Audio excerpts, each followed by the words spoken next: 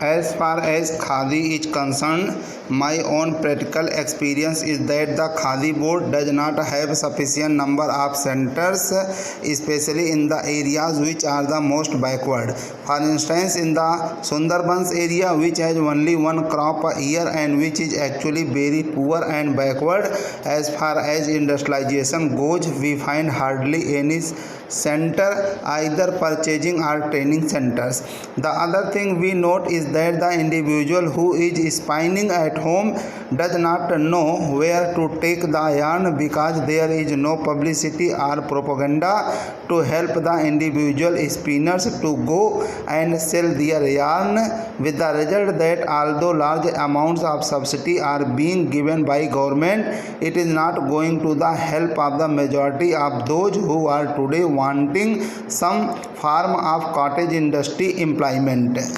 That is why I feel that it is very essential now that it is being done on a national scale that government purchasing and training centers should be opened in the areas which are most backward, so that we may not notice this type of shortfall at a time when in every village to which you go, the women, especially the agricultural laboring women, crowd around you and ask you how you are going to give them some form of employment. The other thing I want to stress is the question of village industries. This is especially a thing in which a certain amount of research is also required.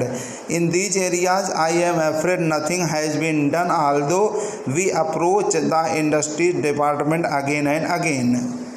Nobody in the village knows who is the competent authority to tell them how to approach government for help, for research, for the result of research, for production centers, for training or for marketing. If we go to the subdivision officer, he is not able to tell us. The whole thing is in such a state of flux that actually the money which is being given is not being utilized by the people who are starving due to unemployment. Some of them have the technical skill also. Some are anxious to find new ways and methods of developing these industries. Yet that is not being done, and I am afraid it is one of the biggest drawbacks of this entire ministry, and it should be removed very quickly. I think one of the reasons why this shortfall is taking place is the big difference and gap between the sums of money for which we are budgeting and passing in this house and its actual utilization and reaching the masses who are so eager for employment and who are suffering from so much poverty due to unemployment. I am in sympathy with the observations made by the previous speaker, because as one who has been connected with one of these boards, I have felt a lot of difficulties in expediting the work and spending the money allotted. I feel that the whole organization does require modifications so far as the organizational aspects is concerned. It is known that the government's method of doing anything is rather slow and tardy. The procedure is very difficult and prolonged. And here we have to deal not with one particular section of the people or industry fixed at a particular place. The whole activity is spread over the villages, long distances, and families whose condition the non-officials are in the best position to know and appreciate. Here the secretary, the deputy secretary or the under secretary is sitting in some office, or the deputy minister or minister is sitting somewhere surrounded by secretaries and deputy secretaries. He knows their point of view only. He is obsessed with certain formalities, etc. He is not obsessed with the condition of the poor people, and their difficulties are not realized so much as the difficulties of the secretariat. That is the real problem, and that has to be tackled. As a matter of fact, the question of having a statutory body has been hanging fire for a long time. The Khadi and Village Industries Board consists of a very good set of people who are very enthusiastic, who are people with missionary zeal. They have been doing this work all their life. They are on this board, but they find themselves handicapped because they cannot function independently. They are tied down by so many rules and regulations and all kinds of forms and formalities. We must trust these people who have devoted their life to this work. Their main aim in life has been to work for these people. It is high time that we made this body a statutory body. I understand that such a demand had been made by them, and I hear that even a bill had been drafted for that purpose. I would like to know why nothing has been done so far in that direction and why it was ignored. The government of India should take immediate action in this matter. Madam Chairman, I am glad that we are having a debate on the European Common Market.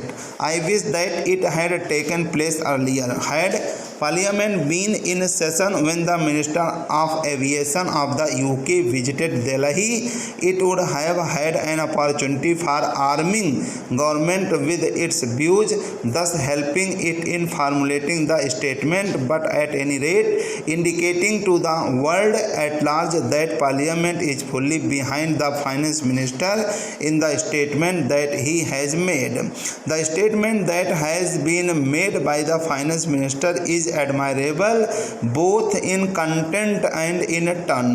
The problems that face us as a result of the emergence of the common market of Europe cannot be bypassed. Whether we like it or not, the future is with continental economies, and the emergence of the European Common Market of Europe is one of the steps in this direction.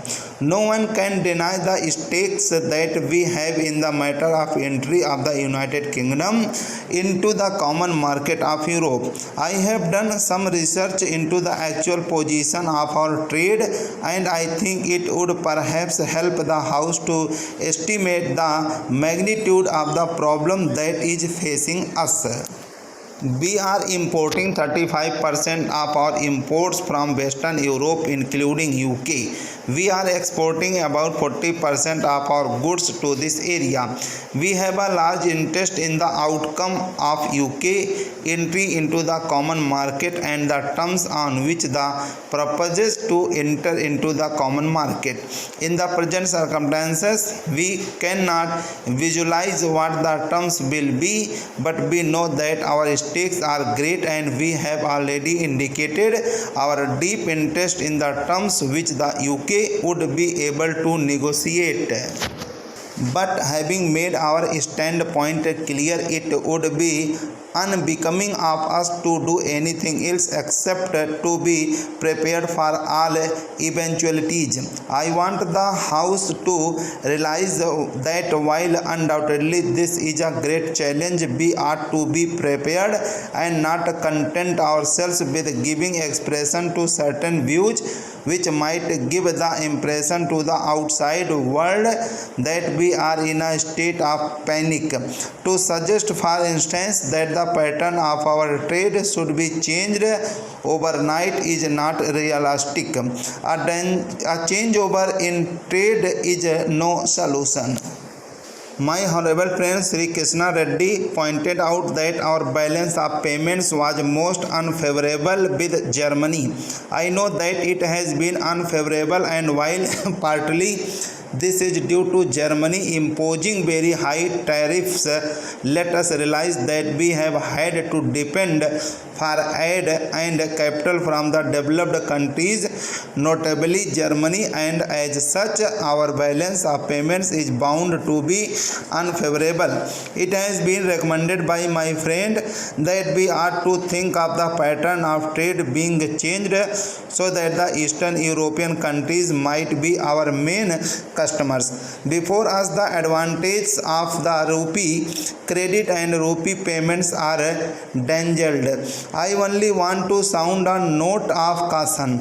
While it is true that from the point of view our immediate difficulties, rupee payments offer a solution in the sense of imports not being a current draft on our foreign exchange resources. We ought not to suffer from the disillusion that we are getting something for nothing, nor can we think that these rupee payments which are made may not work to our disadvantage.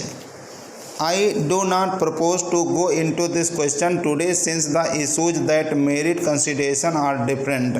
I hope that Parliament will have an opportunity of discussing the whole scheme of rupee payments on some other occasion, so that we might have an opportunity of weighing the advantage and disadvantage of such rupee payments. No one for a moment objects to diversified pattern of trade or structure of trade which is not dependent on any particular grouping of nations. We have emphasized to a certain extent this diversified structure of trade. Probably in the future we have to emphasize it even more.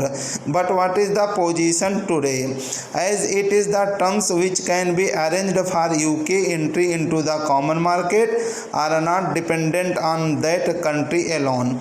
They are dependent on others as well. This is the position which we face. We should now find out how best we can align with this situation.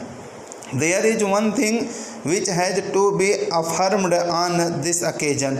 I hope Parliament will affirm it, because there is a danger of our overlooking it. To the extent that we suffer by the new groupings in Europe, the moral responsibility of those countries to compensate us is all the greater. This would be in conformity with the trend of modern things. In a modern welfare state, if an individual derives a benefit and others suffer injury, there is a principle of compensation or reparation that comes into operation in such a case.